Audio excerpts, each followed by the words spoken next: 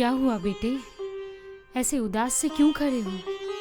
माँ, मुझे तुमसे कुछ कहना है। मुझे पता है तुम्हें क्या कहना है। तुम्हें कैसे पता? बेटा, मैंने तुम्हें जन्म दिया है।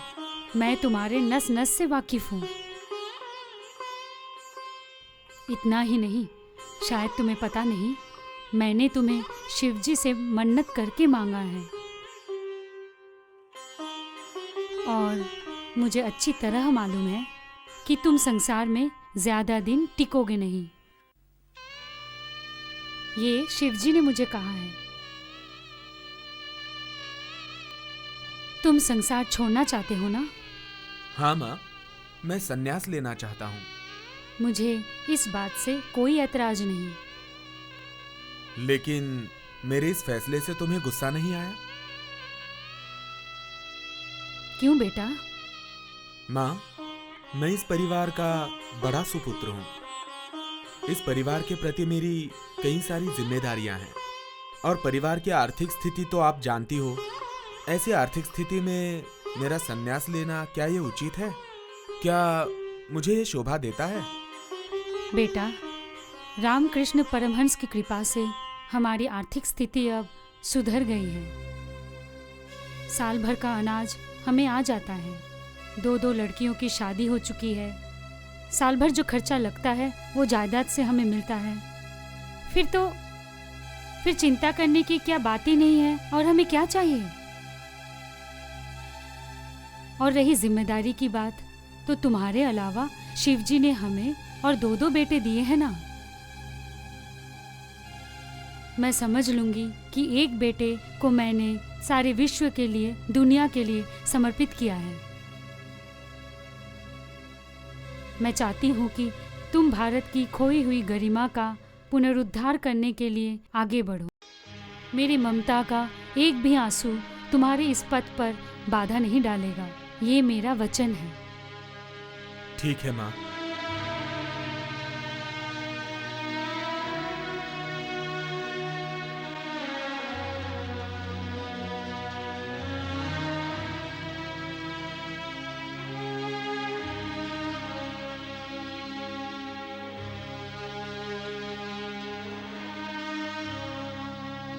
अच्छा हुआ आप लोग सब यहीं हैं। आज मैं आप लोगों से एक महत्वपूर्ण विषय के बारे में आप सबको बताना चाहती हूँ। जैसे कि आप सब जानते हैं कि राममोहन जी ने जब ये संस्था स्थापना की थी, तब उनका यही उद्देश्य था कि वो यहाँ के जो कुसंस्कार हैं, कुप्रथा है हमारे, और जो मैल है, वो सब अंग्रेजों के संस्कारों से लेकर हमारी ये सब मैल दूर कर दे और हमारे ये कुप्रथा उनके संस्कारों के जैसे बनाकर समाज का कल्याण करे। अब तक तो सब ठीक ही चल रहा था, मगर हाल ही में एक नौजवान तो मैं नहीं कहूंगी, एक बालक अपने युवा समाज के बालकों को उनके अंदर अपने विचारों से हलचल मचा कर रख दिया है। कौन है ये बालक? वो तो मैं आपको बाद में बताऊंगी। पहले तो आप उसका विचार तो सुन लीजिए। हाँ, कहिए। अरे वो बालक 20 साल का है। अभी तक उसकी कॉलेज की शिक्षा खत्म नहीं हुई है। अच्छा। और कहता है जो भारतीय संस्कृति सारे विश्व में विश्व गुरु बनकर समृद्ध रहा, कुछ समय के लिए अगर वो मैल हो भी गई है तो उसे साफ करने के लिए अंग्रेजी संस्कृति की जरूरत नहीं है। ऐसा कहता है? ये कहता है वो। बहन जी, इस बालक की बात सुनने के लायक है। आप भी इस पर एक बार सोच विचार कीजिए। इसका मतलब ये है कि आप भी उस बालक के बातों में प्रभावित हो रहे हो? इस लड़के की बातों में कुछ तथ्य तो है। इसका मतलब राममोहन जी का जो विचार था वो सब गलत था? बहन जी, ये बात कोई उत्तेजित होने वाली बात नहीं है।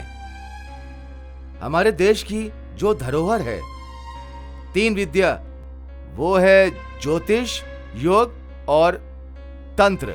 वो भी यही कहता है कि इन तीनों विद्या में इतनी शक्ति है कि उनके गोला बारूद को भी टक्कर दे सकता है। इस बात को मैं भी मानती हूँ। क्या आपको भी यही लगता है? क्या आप लोगों का दिमाग खराब हो गया है? एक योग और ये तंत्र विद्या, ये सब से उन लोगों से टक्कर ले सकते हैं क्या? आप लोग भूल रहे हैं कि अंग्रेज पूरे विश्व में राज कर रहे हैं। उनकी इतनी बड़ी ताकत के सामने, शक्ति के सामने हमारा ये योग विद्या क्या काम करेगा? हाँ, बताइए तो। बहन जी, आपको शायद ये पता नहीं है कि हमारे योग विद्या की जानकारी। हाँ, आप यही कहना चाहते हैं ना कि ये सब तंत्र, साधना, विद्या, शक्ति जो है, ये सब की जानकारी मुझे नहीं है? यही कहना चाहते हैं ना आप? नहीं नहीं, ये कहना नहीं था उनका। हाँ, मैं जानती हूँ कि उनका सब कहना ठीक है, लेकिन एक बात आप बताइए, हमारा जो ये धरोहर है, ये विद्या, ये तंत्र साधना, ये सब शक्तियाँ जो हमारी है, और अंग्रेज जो सारे विश्व को जय कर रहे हैं, तो वो क्या ये सब नहीं कर सकते थे? हमारे इन सब शक्तियों पे वो विजय प्राप्त नहीं कर सकते थे? बताइए। छोटी मुंह बड़ी बात। अगर आप बुरा न माने तो मैं एक बात कहना चाहती हूँ। इसके पहले भी हमारे देश में, मतलब अंग्रेजों से पहले, बहुत सारे लुटेरे आए और हमारे देश की संपत्ति को लूट कर ले गए। लेकिन आज तक किसी बाहरी शक्ति ने हमारी इस धरोहर को लूट नहीं पाई। इसका कारण क्या है मैं ये नहीं जानती। मैं बताता हूँ। कुछ संपत्तियां ऐसी होती हैं जिन्हें ना लूटा जा सकता है और ना विरासत में हासिल किया जा सकता है। बकवास है ये सब, बिल्कुल बकवास। मैं ये सब नहीं मानती। आप लोगों का दिमाग खराब हो गया लगता है। इनकी छोटी मुंह और बड़ी बात तो आपने माफ कर दी। अब हम भी कुछ कहें तो हमारी भी सुन लीजिए। सदियों से विदेशियों ने हमारे देश के ऊपर प्राकृतिक संसाधनों को प्राप्त करने के लिए बार बार आक्रमण किए, प्रयत्न किए, मगर आज तक वो इन साधनों को हासिल नहीं कर पाए। और अभी भी जब वो हमारे देश में आने की सोचते हैं तो ये सोचते हैं कि हम निराश होकर ही वापस आएंगे और झुके रहेंगे, और उनका सर हमारे देश के सामने हमेशा झुका ही रहेगा। पता नहीं आप लोगों के दिमाग में ये सब कहां से आ गया है। छोटा सा बालक नरेन, और उसके वजह से इतना सब कुछ हो रहा है।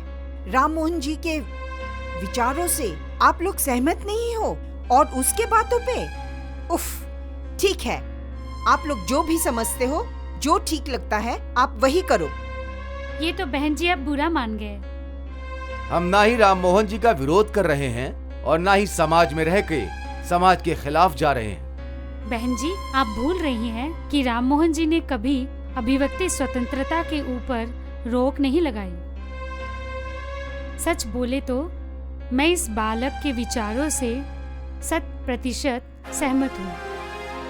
तो आपका कहना यही हुआ कि हम अब इस योग विद्या से उन अंग्रेजों का गोला बारूद का सामना कर सकते हैं, है ना? यही बात है ना?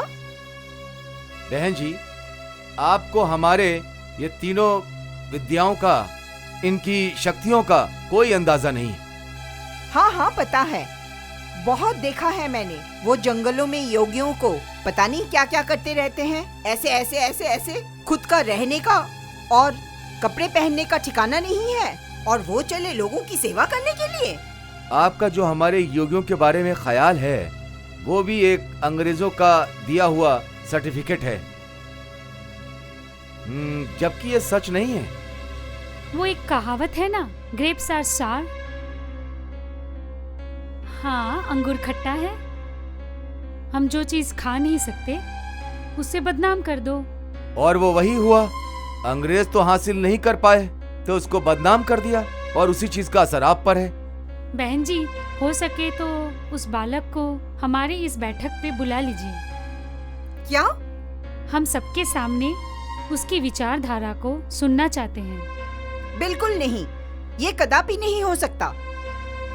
इसका मतलब तो यही हुआ, ईश्वर की दी हुई ये बुद्धि, इस पर भी आप अंकुश लगा रही हैं। ठीक है, आज हम लोग ये बैठक यहीं समाप्त करते हैं और मैं हमारे अध्यक्ष महोदय को सब कुछ बताती हूँ।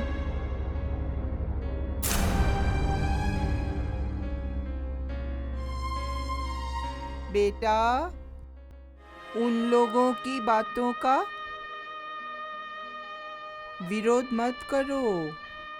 सुलोचना जो कुछ कहती है उसे मान लो। माँ, मैं विरोध नहीं करता हूँ, मैं सिर्फ अपना विचार रखता हूँ। जरूरत है क्या? जरूरत नहीं माँ, ये एक संस्था है, बोलने का अधिकार तो सबको होता है।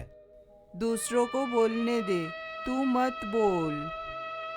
बड़े लोग हैं, उन लोग कभी भी कुछ भी कर सकते हैं। ठीक है माँ, मैं ध्यान रखूंगा, चलता हूँ।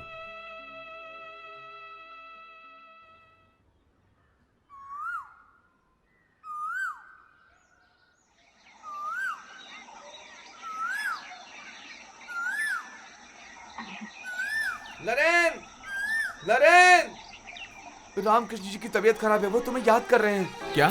हाँ, जल्दी चलो। आप इस समय कहाँ जा रहे हैं? आपका तबीयत ठीक नहीं है, आप आराम कीजिए। तू आराम कर, जा। नहीं गुरुदेव, वैद्य ने आपको आराम करने के लिए बोला है। तू आराम कर, और तेरा जो वैद्य है ना, हाँ।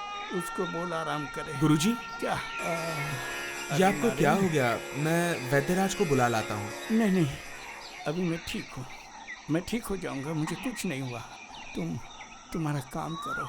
ए, तू क्या कर रहा है? जा जा जा, दूर हो जा, मुझे तू नहीं चाहिए।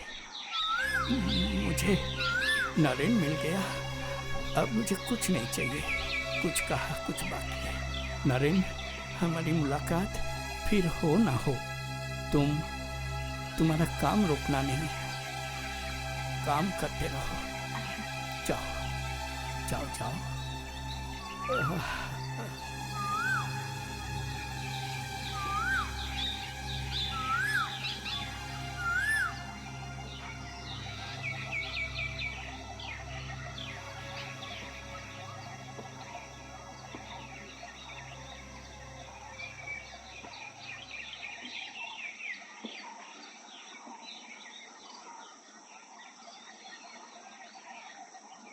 सुनो नारायण, तुम्हारे लिए बहुत बुरी खबर है। तिवारी काका, अब मैं आपसे क्या बोलूं? अब मुझ पर अच्छे बुरे का कोई असर नहीं होता। जो भी आपको कहना है बताइए। रामकृष्ण जी शरीर छोड़ दिए।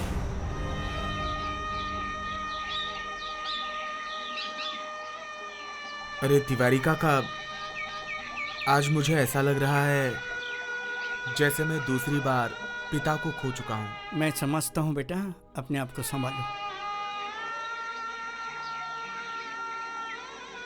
बहन, हाँ? तुम्हें एक बुरा समाचार दे रहा हूं। रामकृष्ण जी ने अपना शरीर त्याग दिया है। जीते जी तो आपका उनसे मिलने का स्वभाव नहीं हो पाया। मरने के बाद उनके अंतिम दर्शन करने के लिए। जाने दीजिए भैया, जीते जी जिन्हें मैं नहीं मिल पाई, उनके मरने के बाद मैं मिलके क्या करूं? तुम कुछ पुण्य कमा सकती हो। मेरे जीवन में जब पुण्य लिखा ही नहीं है, तो इसे भी मेरे भाग्य का एक लेखन ही समझिए। बहुत जिद्दी हो, सच में बहुत जिद्दी हो।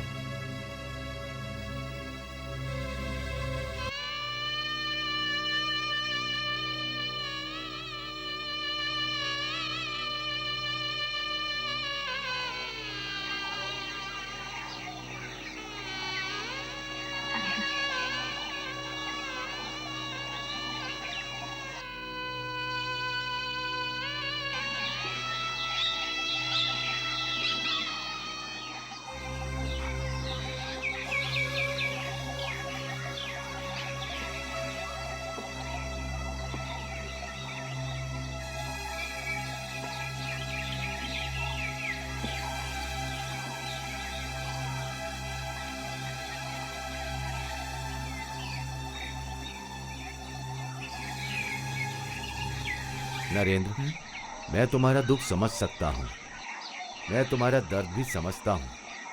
तुम अपने आप को संभालो। अब जो होना था वो हो गया। जगदीश काका, ऐसी कोई बात नहीं है, मैं ठीक हूँ। मैं यहाँ माताजी के इंतजार में खड़ा हूँ। मैं चलता हूँ।